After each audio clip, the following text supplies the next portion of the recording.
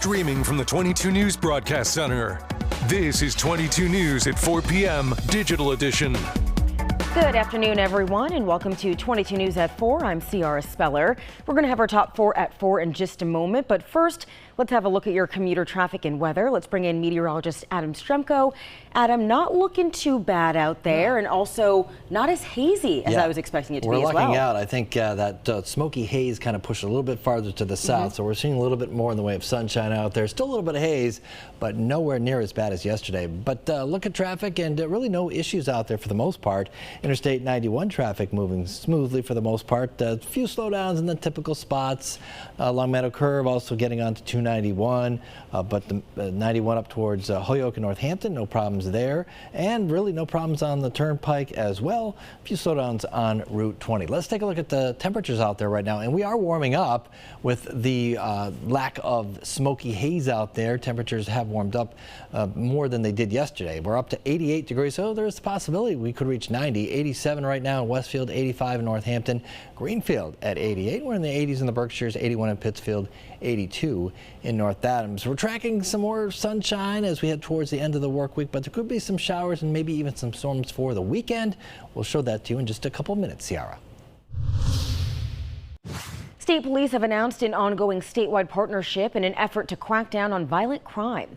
Last month, the MSP gang unit, along with local and federal law enforcement partners, worked together on investigations, leading to 74 arrests of violent gang associates. 19 firearms, 1,700 grams of narcotics like suspected cocaine and heroin, as well as over $59,000 have been seized so far.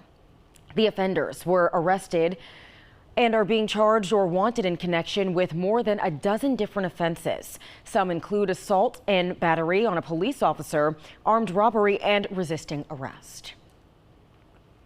As the new Springfield courthouse faces increased scrutiny, Governor Maura Healey is defending the developer chosen to take on the project. Liberty Junction's proposal was chosen for the new location, but a new lawsuit is seeking to block it. 2 rival bidders filed the suit, saying there's a conflict of interest with Liberty Junction having ties, and the lawsuit looks to block the project until a judge reviews claims that the procurement violated state law. Governor Healey defending the selection process in a statement saying, quote, "It was a competitive bid, and the project that was chosen was the one that cost the taxpayers the least, and it was selected by the trial court." Earlier this week, the Massachusetts Fiscal Alliance also called on Healey to pause the development and answer questions about the selection process. However, the state has not announced any changes to the project timeline. Over state lines in Connecticut, 2 men have been arrested in connection with a 2023 homicide. According to reports, New Haven police arrested 19-year-old Devin Gardner and 20-year-old Talon Jackson on Saturday. The incident happened on March 15, 2023, when 25-year-old Ramon Yates was shot while waiting for a bus, dying 2 days later in the hospital.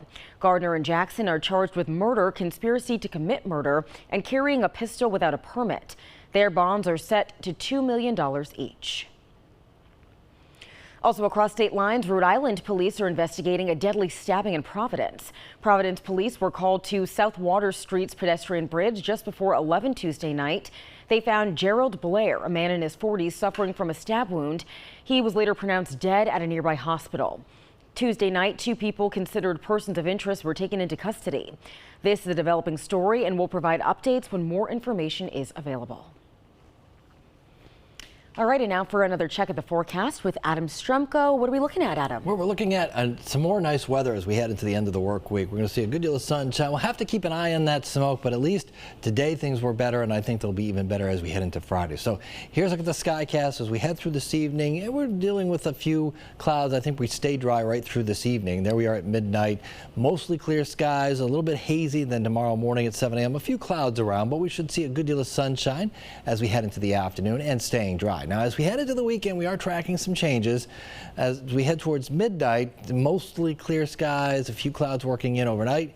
And then Saturday, we'll look for some sunshine in the morning. There we are at 7 a.m. But as we head into the afternoon, we start to see some showers. There we are at 1 o'clock, some showers, and there could even be some thunderstorms a little bit later on in the afternoon. And as we head towards the early evening hours, I think most of these showers will move through as we head through Saturday, and we'll dry things out for Sunday.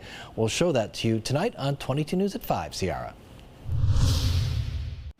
Trending today, Munson Savings Bank is set to donate $3,000 to support Magic for Maddie as part of its community giving initiative.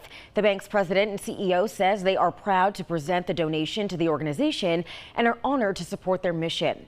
Magic for Maddie honors the life and legacy of Madeline Schmidt by supporting children and families affected by childhood cancer. The organization provides assistance to families navigating a childhood cancer diagnosis and funds critical research as well. The Community Giving Initiative is an annual program that invites local residents to vote for nonprofit organizations they would like. Believe it or not, we're less than 3 months away from the start of the NHL season. Wednesday, the Bruins learning when and where they'll open the new campaign. Boston will begin the season at TD Garden on September 29th, hosting the New York Rangers with puck drop set for 8 p.m. The complete NHL schedule will be released later this afternoon as the Bruins look to bounce back after a first-round playoff exit. This season also marks the start of the league's new 84-game schedule, up from 82 games. And here's a look at what we're working on for 22 News starting at 5. Several registered nurses at Bay State Franklin Medical Center have filed a formal complaint with the state's Department of Health. We'll tell you why. Plus, the Hampton DA is working to prevent distracted driving among our teen drivers in our region. We'll share the biggest takeaways from today's Stop the Swerve event. And later tonight, the Springfield City Council will host a discussion on the city's food truck ordinance and other issues related. And a last look at traffic. Really no issues out there for the most part. You can see 91 traffic moving pretty smoothly. A few slowdowns in the typical spots, especially along Meadow Curve as you're getting on to 291 and 291 getting onto the Pike. But overall, traffic moving pretty smoothly on the Mass Pike as we head up towards the north on 91. No real issues. Holyoke up towards Northampton. Some slowdowns along Route 5 and Route 9. Some slowdowns on Route 20 out towards Wilbraham. But overall, not too bad out there so far. Ciara. All right, Adam, thank you. And we thank you for joining us for 22 News at 4. Join us on TV starting at 5 and get all your local news and weather updates anytime on wwlp.com and the 22 News mobile app.